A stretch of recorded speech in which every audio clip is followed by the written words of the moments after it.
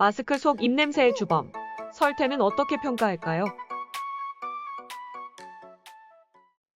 여러분, 혹시 거울로 혀를 직접 관찰해 본 경험이 있나요? 혀 표면에 황백색으로 이끼처럼 끼어있는 물질이 바로 입냄새의 주범인 설태입니다.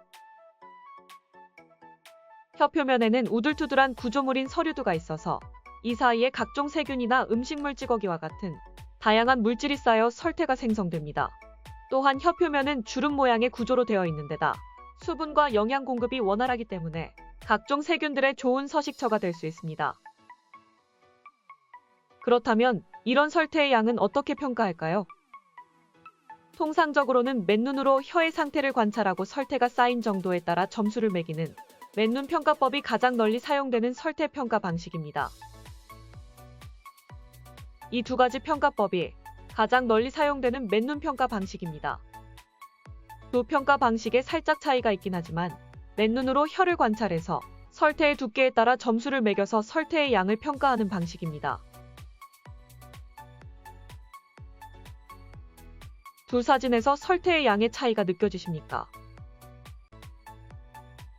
설태를 모두 제거하고 난 뒤에도 혀 표면에 설태가 없는 상태이지만 이를 맨눈으로 구분해내기는 쉽지 않습니다. 그 이유는 정상 구조물인 하얗게 각화된 서류두와 병원성 상태인 세균성 침전물인 설태를 맨눈으로는 구분해내기 어렵기 때문입니다. 그렇다면 설태에서 세균의 침착물인 혀 세균막만을 구분해준다면 병적인 설태 상태를 평가하는 데 혼란을 덜어줄 수 있지 않을까라는 질문에서부터 이 연구는 시작되었습니다. 큐레이는 맨눈으로는 잘 보이지 않는 세균막을 생체 형광 반응을 통해 빨갛게 붉은 형광으로 시각화해줍니다. 이런 큐레이로 혀를 관찰해보면 설태의 양이 많아질수록 붉은 형광의 강도도 강해진다는 걸 확인할 수 있습니다. 혀 표면의 세균막 양에 따라 붉은 형광 강도의 차이가 있고 또 이 형광 강도가 증가할수록 구취도 심해졌다 라는 연구 결과가 발표됨에 따라 설태 평가의 큐레이 사용이 가능하다라는 타당성을 확인할 수 있었습니다. 이런 큐레이를 활용한 기존의 평가 방법은 컴퓨터가 분석해주기 때문에 객관적이고 편리하지만 전용 분석 소프트웨어가 필요하다는 한계가 있습니다. 만약 이러한 복잡한 절차 없이도 혀의 상태를 실시간으로 객관적이고 정확하게 평가할 수 있다면 얼마나 편리할까요? 그래서 새로운 설태 평가 방법을 제안해 보았습니다.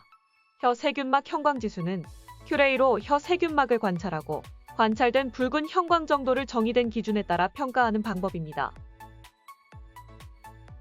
혀 세균막 형광지수는 관찰된 붉은 형광의 강도와 분포 면적, 이 두 가지 항목의 점수를 각각 평가하고 두 항목의 점수를 곱하여 최종 점수를 산출하는 방식입니다.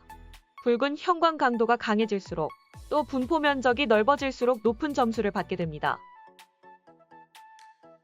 새롭게 제안한 혀 세균막 형광 지수의 평가 기준을 표로 정리해보면 이렇습니다. 이렇게 새로운 지수를 제안할 때에는 이 새로운 지수가 정말 믿을 수 있고 정확한지 검증하는 과정이 필요합니다. 이를 위해 통상적으로 신뢰도와 타당도 두 가지 항목을 주로 평가합니다. 쉽게 말해 신뢰도는 일관성을 평가하는 것이고 타당도는 정확성을 평가하는 것입니다. 관역에서 동일한 부위를 계속 맞추느냐를 보는 것이 신뢰도, 관역의 중앙을 계속 맞추느냐 보는 것이 타당도입니다.